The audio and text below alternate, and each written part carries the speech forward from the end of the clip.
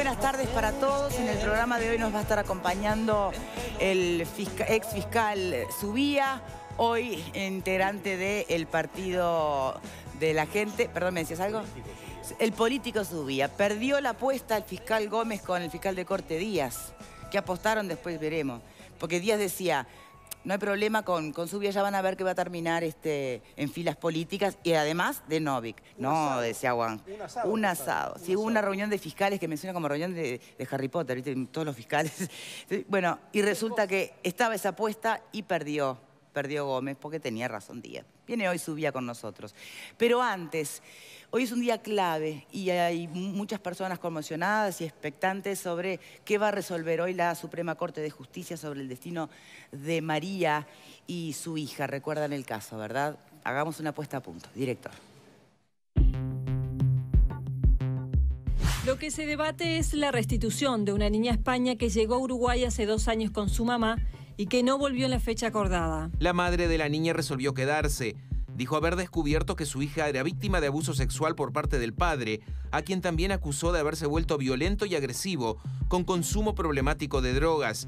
Una violencia que, según cuenta, no era física, pero se hizo más evidente cuando ella llegó a Uruguay y lo pudo analizar a la distancia. Si él entraba, era un tema de obsesión, de tener todo en orden, entonces había un juguete en el suelo, lo lanzaba por el aire. Si nos hacía algo que él quería, pateaba una maceta y volaba. Ese tipo de violencia, sí, ella temblaba y me pedía de irnos a otra habitación. Yo hice una denuncia en violencia doméstica y a raíz de uno de los mensajes que él pone, que va a venir a Uruguay, que va a viajar, o sea, fueron 2 o 3 que puso voy a ir a Uruguay, y en el tercero puso voy a Uruguay, más te vale que por las buenas, voy a ir a por mi hija. Entonces al otro día, cuando vine del trabajo, tenía después de 24 horas la custodia policial en la puerta. Un patrullero la lleva al trabajo y otro a su hija al colegio. La madre presentó pericias de una psicóloga y de una sexóloga quienes, en base a dibujos y expresiones verbales de la niña, consideraron probado que había sido víctima de abuso sexual por parte de su padre. Sin embargo, la jueza cuestionó la imparcialidad de esos informes. La pericia de la psicóloga del Poder Judicial concluyó que, si bien está acreditada la violencia doméstica, no se puede confirmar ni descartar el abuso sexual. Argumenta que dibujos de la niña con órganos sexuales deben ser estudiados caso a caso y que en la entrevista no aparecieron indicadores usualmente presentes en la víctima. Durante estos meses se hizo un juicio de restitución en Uruguay que determinó que un juez dispusiera que la niña tenía que volver porque había sido retenida de forma ilegal en Uruguay y que el juicio por el presunto abuso debería hacerse en España. Un día antes que se iniciara el viaje de regreso, la defensa de la madre presentó un recurso ante la Suprema Corte de Justicia. Es el recurso de revisión, donde piden que se anule lo hecho hasta ahora por la justicia y se revise todo el proceso, acusando al ex defensor de la niña de haber acordado con el padre y haber dejado en indefensión a la pequeña. La Corte decidió dar ingreso al recurso, que no quiere decir otra cosa que eso. No quiere decir otra cosa que la Corte entendió que había un humo de buen derecho, una cierta verosimilitud en alguna de las causales que se alegaron, en la causal de eventual colusión de intereses en relación a el abogado que defendió a la niña. Se refiere al doctor Pritch, que la defensa de la madre considera que actuó en beneficio del padre. Además, decidieron suspender la restitución de la niña y Chediak explicó por qué. Particularmente por la situación en donde la niña percibe como peligrosa, como alterante de su tranquilidad la figura paterna y podría verse psicológicamente perturbada con este viaje en estas condiciones. La defensa de la niña, en tanto, pidió que se tenga en cuenta la situación de la pequeña que llegó cuando tenía 4 años a Uruguay y hace 2 que está viviendo aquí, con el arraigo que eso implica. Creemos que la Suprema Corte de Justicia, dándole trámite al recurso, va a tener un gran trabajo de verdad, de revisar un caso que es muy complejo, en el que se ha presentado muchísima prueba y que, bueno, que hay muchos puntos en los cuales nosotros pedimos ahora la revisión.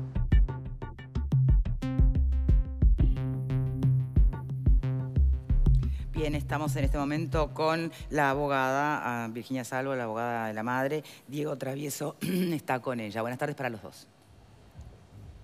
Victoria, ¿qué tal? Muy buenas tardes para todos.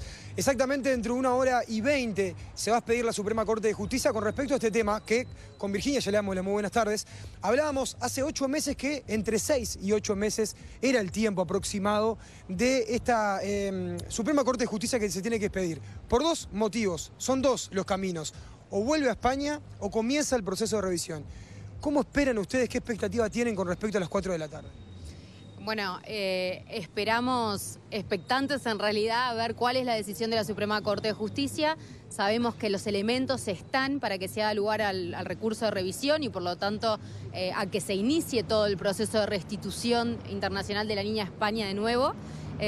Y bueno, con optimismo porque sabemos que bueno, están todos los elementos y confiamos en el criterio de la Suprema Corte de Justicia. Fue moderada la opinión de Chediak cuando dijo que iban a hacer esta revisión. ¿Ustedes creen que puede ser positivo que se pueda revertir, en definitiva, que pueda arrancar a revisarse nuevamente el proceso? Y de ahí en más, ¿qué instancia viene? Claro, sería muy positivo que se revise el proceso, o sea, se revise no porque se está revisando ahora, sino que se rehaga el proceso de restitución internacional, porque la otra opción sería ya viajar. O sea, lo que se resuelve hoy es si se hace lugar a la revisión, entonces se empezaría de nuevo el proceso de restitución internacional de la niña a España. Si no se hace lugar, queda firme, queda definitiva la sentencia que ya se había dictado por el Tribunal de Apelaciones y por lo tanto la niña tiene que volver a España. Así que se haga lugar a la revisión y que se pueda empezar de nuevo el proceso de restitución internacional, para hoy nosotros sería la mejor noticia. Ahí entonces empezaría, o sea, se le daría la posibilidad al padre de iniciar otra vez el proceso de restitución internacional. El proceso de restitución internacional es un proceso regulado por ley con plazos muy acotados, porque lo que busca en realidad es que cuando un niño, en este caso, viene a Uruguay y su centro de vida, por ejemplo, fuera a España, que vuelva rápidamente a España para que no se genere un arraigo en Uruguay, no genere un nuevo centro de vida y se lo vuelva a sacar, ¿no? Y no se le genere el desarraigo tampoco a España. En este caso, en realidad pasó tanto tiempo de que, claro, que ya existe también un arraigo y un nuevo centro de vida en Uruguay, que es lo que planteaba la defensora de la niña. Entonces, volver a sacarla sería volver a generar un desarraigo. Victoria, te estamos escuchando. Sí, aun cuando ocurra la mejor de las decisiones que ustedes están esperando, y es que justamente se decida hoy que se pueda hacer de nuevo el juicio por restitución, ¿qué certeza hay de que en ese nuevo proceso el fallo final sea que la niña quede en Uruguay? ¿Qué chances habría que no hubo antes para lograr o demostrar las denuncias de la madre? No, certezas nunca tenemos, porque en realidad lo que hay es legislación, prueba, y bueno, después depende de cómo lo apliquen los jueces, ¿no? Cuál sea el criterio que tomen. Pero en este caso ahí sí que tendríamos, además de, primero, todos los elementos ya generados, todos los elementos de prueba que ya fueron producidos y diligenciados en el proceso que ya se llevó a cabo, con la certeza ahora, o la seguridad, las garantías, mejor dicho, de que sean considerados nuevamente por un juez y con un defensor de la niña, con todas las garantías, con todo. Entonces, eso es lo primero, que se haga un proceso con todas las garantías para la niña, cosa que no tuvo. Que no ocurrió todavía. Por eso estamos en la revisión. ¿Cómo? Que no ocurrió todavía, en realidad. Claro, que no ocurrió, que no ocurrió. Y segundo, bueno, también este elemento que planteaba la defensora de la niña en el recurso de revisión del arraigo, el nuevo centro de vida que se generó hoy en día en Uruguay, es un elemento de mucho peso a la hora de evaluar si restituir a un niño o no. Porque justamente lo que busca la Convención Internacional de Restitución Internacional de Menores es que no se generen desarraigos. Por eso se prevé la posibilidad de hacer un proceso rápido de restitución al centro de vida, en este caso sería España, digamos. Ahora, sacarla de Uruguay hoy sería ir en contra de la convención, porque generaría sin dudas un desarraigo de Uruguay. Entonces, ese es otro elemento que jugaría hoy en día en un proceso de restitución internacional que no jugó en un principio. Nosotros desde un principio admitimos, sí, el centro de vida de la niña era España. Vino acá por otros motivos. El centro de vida era España. Hoy ya ni siquiera ese es el centro de vida. Entonces, ese es un elemento más que tendríamos si se hace de nuevo el proceso de restitución internacional. Entonces, las garantías para la niña, que nunca estuvieron, una buena defensa, un buen defensor que realmente la represente a ella en forma imparcial, y no a los padres, que actúe para la niña en defensa de sus intereses y sus derechos, y además este nuevo elemento del arraigo del centro de vida en Uruguay que se ha generado. Y también otra cosa es, la niña hoy es más grande y bueno, y quizás haya posibilidades también de que se considere un poco más su opinión, que estuvo muy clara en todo el proceso, pero que no se ha considerado. Entonces, eventualmente, se podrá recabar su opinión hoy, siendo más grande, con otra claridad, si la esperan, otra claridad. Bien, la última pregunta, abogada. ¿Qué sabe la niña de toda su situación? ¿Está al tanto? No, a la niña se la intenta mantener cuidada, muy protegida, que no esté al tanto de todo esto que está pasando, justamente para cuidarla, por todo lo que esto significaría para ella, todas las angustias, todas las emociones. Así que ella no está enterada de lo que está pasando realmente, además es muy chica también como para entender, pero bueno, sin duda los niños también cosas perciben, ¿no? Bien. Le agradezco muchísimo por esta nota y estaremos expectantes entonces de esta resolución. Muchísimas gracias, Diego, también. Bueno, gracias a ustedes. Gracias, Victoria. Adelante ustedes. Qué complejo es, ¿no? Que se pueda conjugar como aquello del mejor interés de la niña, ¿no? El interés superior en la niña y las normas jurídicas y los derechos que asisten a uno y otro. ¿Cómo ven ustedes esta situación?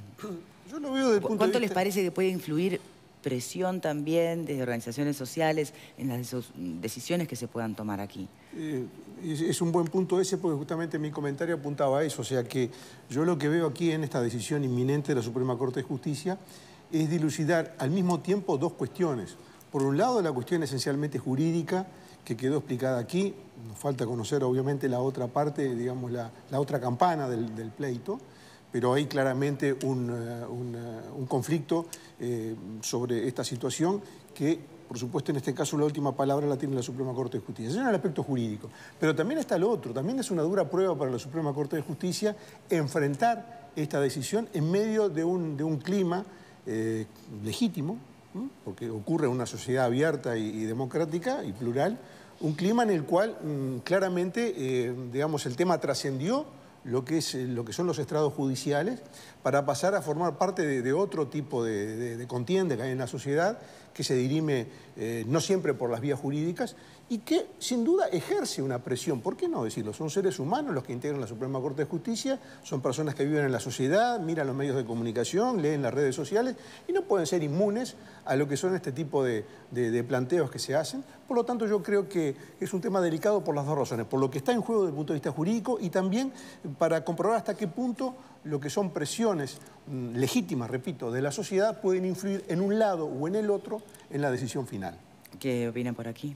Yo creo que afortunadamente existieron en este caso esas presiones porque por lo menos permitieron rever, más allá de lo que sea hoy la sentencia, rever un juicio que a todas luces no daba las garantías para la niña. Y cuando se habla de los grupos que se van a estar movilizando, que se están movilizando, se habla de grupos feministas y demás que están apoyando a la madre, yo creo que lo que hay que destacar es que están apoyando a la niña, están velando por la causa de la niña. Esto no es una cuestión madre versus padre, no se puede entender de esa manera y no se puede pelear de esa manera. Como explicó muy bien la abogada, yo creo que aquí lo que había era un juicio que no daba garantías, entre otras cosas porque las pericias que se hicieron a la niña no fueron concluyentes. No concluyeron. No se pudo concluir con las pericias. Tuvo una pericia donde a ella le sucede algo, se interrumpe la pericia, no se continúa, no se atienden las pericias de parte que sí hablan de abuso. Y además el abogado que se le asignó como defensor estaba en clara concurrencia con el padre porque, bueno, una nota periodística que solo tenía el abogado estaba colgada en el Facebook del padre en España. Entonces, yo creo que ese contexto no daba las garantías para que la niña viajara, que era lo que hubiese sucedido si estas organizaciones no se movilizaban. Entre otras cosas, lo recordamos con García hace unos minutos antes de comenzar el programa, había medidas cautelares que no se respetaban porque el padre de la niña enviaba mensajes y demás, al punto tal que la propia justicia uruguaya en otro juzgado, le puso custodia policial a la madre y a la niña. Y un acercamiento. Teníamos una custodia policial a la madre y a la niña por un tema de que el padre constituía una amenaza, diciendo que iba a viajar y demás cuestiones, y por el otro teníamos una justicia que la enviaba al lugar donde el padre estaba. Entonces, creo que hizo bien la Suprema Corte de Justicia en hacer un parate, porque en cualquier desenlace posible había una responsabilidad clara de la justicia uruguaya. Ahora, con este tiempo que se ha tomado, bueno, podremos mañana estar de acuerdo o no con esta sentencia, lo veremos, pero creo que hay mayores garantías respecto al futuro de esta niña y creo que cada uno de nosotros tendrá su opinión si debe o no viajar.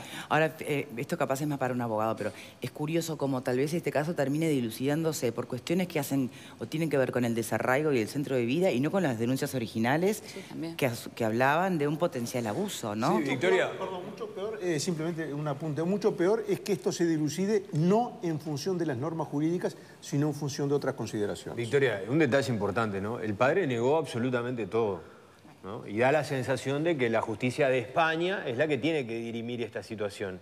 Esta situación ocurre en ese país. Yo escuchaba atentamente a la abogada que defiende a la madre y hablaba del desarraigo de la niña, ¿no? Digo, pero en definitiva, quien se trae a la niña hacia Uruguay es la madre, quien desarraiga de su lugar de origen es la madre. No quiere decir nada con esto. Y tal vez era la única salida que la mujer encontraba. Pero ¿para qué decir que se está apresurando la sociedad cuando a través de ciertos movimientos apoyan o le quitan todo derecho al padre? Y si el padre es inocente, no tiene derecho a pelear por querer ver a su hija, por querer estar con su hija. Más allá de que en definitiva se hicieron algunas pericias y estamos hablando de que sean los más objetivas posibles. Bueno, estas pericias se realizaron aquí en nuestro país. Si hablamos de objetividad, bueno, hagamos pericias objetivas también. Eso es lo que yo creo que me parece que tenemos que analizar. Porque siempre cuando hay una denuncia, lo primero es si yo te denuncio porque me robaste algo, ya sos culpable, no hay pruebas, no hay elementos, y yo tengo todo el derecho del mundo a poder defenderme. Entonces yo considero que esta situación se tiene que dirimir en España, que fue donde ocurrió. Si nuestro país puede colaborar y en definitiva brindar a esta familia las garantías, todas las garantías, bueno, hay que celebrar esa Hacemos parte. una pausa, ya volvemos.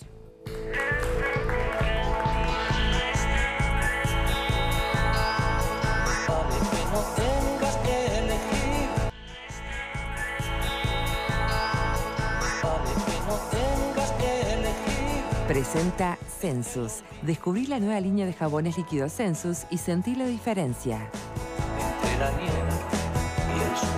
Bien, seguimos con el tema que daba la opinión de nuestro compañero García. Sí, a mí no me cerraba el tema de que se había designado custodia policial para la madre y para la niña y al mismo tiempo se disponía el traslado a España. Entonces, sí, como que había una contradicción muy grande ahí que yo no la termino de entender. Me parece bien que la Suprema Corte tome la decisión ahora. La violencia doméstica se había comprobado. Lo que no se comprobó fue el abuso sexual de la chiquilina. Que la nueva situación, que hace 2 años que está acá, eso es una cuestión nueva que surge. En definitiva, sí, por el bien de la gurisa, sí, pero en realidad la causa de fondo no era ese. La causa de fondo era la violencia doméstica que la cual la madre y la niña han sometido. Convengamos que la territorialidad aquí es el gran problema, porque en una situación de violencia doméstica, ahora bien, en el mismo territorio hay un montón de cosas que no complican tanto como sí complican en esta situación, ¿no? Yo creo que las presiones existen en todos los casos, en todas las cuestiones, y yo considero que la justicia ha demostrado con creces de que escucha, pero resuelve de acuerdo a su criterio. Para bien o para mal, muchas veces nos gustan algunas cosas que dicen y otras no nos gustan. En general es bastante independiente la justicia. Creo que todos nos hemos calentado o alegrado en diferentes situaciones. Las presiones van a seguir existiendo porque, claro, son parte de la sociedad, por supuesto, no son ajenos. Pero me parece que dentro de todo se han manejado con bastante libertad e independencia, ¿no? Por lo tanto, esperemos a las 4 de la tarde a ver qué pasa. Yo insisto en la pregunta, ¿qué prima en un caso como este? Normas jurídicas que pueden llegar a sustentar la argumentación de la otra parte, o mismo de la defensa, depende de los casos, ¿no?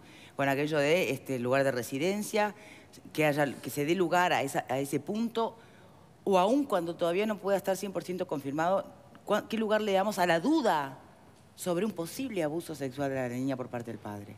Yo creo que eso a nivel internacional, como decía la abogada, ya está laudado, ¿no? Y cuando se habla, la Haya habla de cuando hay un año de residencia en un lugar, el caso debe resolverse en ese lugar y no se puede someter a un niño al desarraigo.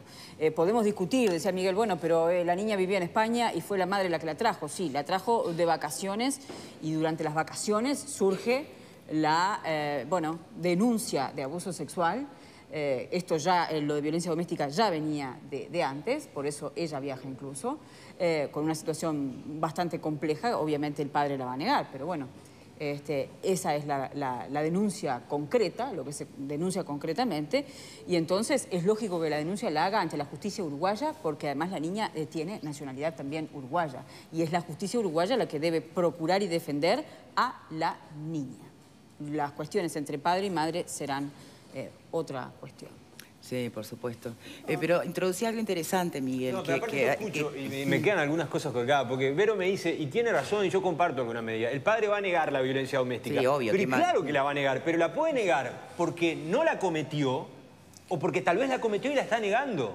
Pero ¿quiénes somos nosotros para juzgar si aquí la justicia pero tiene no que estamos actuar? diciendo Porque que estamos el caso diciendo quede impune. el padre niega la violencia doméstica. ¿Pero por qué la niega? Porque tal vez no la cometió, o porque tal vez la cometió y la está negando. Pero digo, es la justicia la que tiene que establecer ese punto. Por supuesto, pero el juicio con este nuevo escenario podría darse en Uruguay, ¿no? Sí. Teniendo en cuenta el lugar de arraigo nuevo de la niña. Nadie está diciendo que el juicio no continúe, sino que el juicio brinde garantías para todas las partes, lesionando lo menos posible a una niña que hace 2 años. Que no, entre está otras claro, cosas, pero es la justicia uruguaya la que tarda tanto pero para por todo. Como vos lo decís, suena que cualquier hombre que es acusado por violencia doméstica es violento. Porque lo va a negar. Digo, pero claro, si vos no cometiste violencia, la vas a negar. El propio abogado que está de acuerdo con el padre y que tuvo contacto con el padre dice que las situaciones de violencia que se daban en esa casa son similares a las situaciones de violencia que se dan en muchos hogares uruguayos. O sea que también admite la existencia de estos casos. Lo que no se puede negar es que ya había una sentencia de restitución.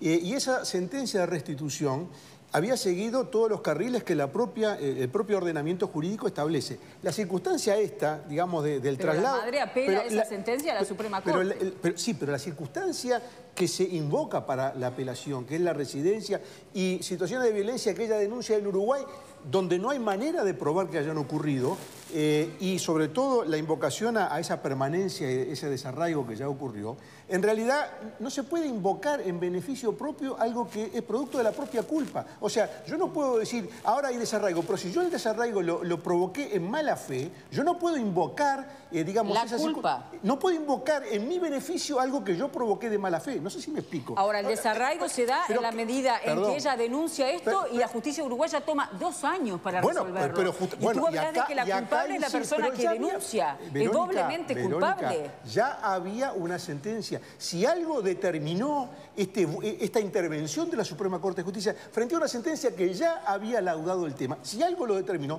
fue digamos, el estado de opinión pública que se generó sobre este tema. ¿Y la Suprema Corte de Justicia no sabe que está generando una nueva situación? No hay ninguna duda de que fue el gran estado de conmoción en la opinión pública por este tema, cuyas razones habrá que investigar, en fin, o no son digamos, de análisis en este momento, pero claramente hubo un foco puesto en este caso de una manera muy nítida, muy pesada. Bueno, eso fue lo que determinó la intervención de la Suprema Corte. Escuchábamos al doctor Chediaca, el presidente de la Suprema Corte, diciendo había un humo de buen derecho, en fin, una expresión que a veces usan los abogados. ¿Pero qué quiere decir? Que fue el estado de opinión pública generado por entidades que se movilizan con toda legitimidad en estos temas, lo que determinó la intervención. Es muy raro que la Suprema Corte... Es un recurso que presentó la madre a que la Suprema Corte de Justicia da lugar. Es muy raro que... ¿Estás dudando de la capacidad? No, estoy diciendo algo objetivo. Y la independencia. Estoy diciendo algo objetivo. Y lo objetivo es extremadamente raro que en un caso de restitución de menores con ya una sentencia ya aprobada intervenga la Suprema Corte. Esto no es una opinión, es un hecho lo que estoy diciendo. Es extremadamente raro. Y lo que lo explica, a mi juicio, es la presión que se ejerció sobre la Suprema. La Corte es sensible a las presiones. Pero hay un elemento... Pero si es tan raro, alguna... Pero, Alfredo, si es tan raro, alguna explicación debe tener, Alfredo. Hay que presionar entonces para lograr lo que... Pero, Alfredo, si fuera algo de todos los días, no estaríamos hablando de esto. Si fuera algo común, no todos los días la justicia determina que la niña vuelva a España con un padre acusado de abuso. Permiso, también hay un elemento más. Lo que Chediak también dio lugar fue a la duda en cuanto a la conjunción de intereses del propio abogado defensor de la niña. O sea, ahí tuvo algo que no es presión social, sino un elemento bastante contundente como para al menos dudar de las garantías del proceso para con la niña. Pero ¿no? todo eso ya había sido considerado por el tribunal que había fallado. O sea, quiero decir, ojo, y no estoy diciendo que no sean legítimas las presiones, simplemente estoy tratando de explicar por qué estás cuestionando algo... la Suprema No, Corte. señor, estoy diciendo algo objetivo que es extremadamente raro. Y yo no conozco ningún otro caso, quizás lo haya, pero creo que no hay ningún otro caso que se haya llegado a esta instancia con una sentencia ya firme del Tribunal de Apelación. Yo supongo que ¿Alguna mañana, explicación con debe tener? fallo ya de la Suprema Corte de Justicia, tendremos material de sobra para poder debatir esto y me comprometo a buscar esa información, a ver si hay antecedentes de una situación como esta.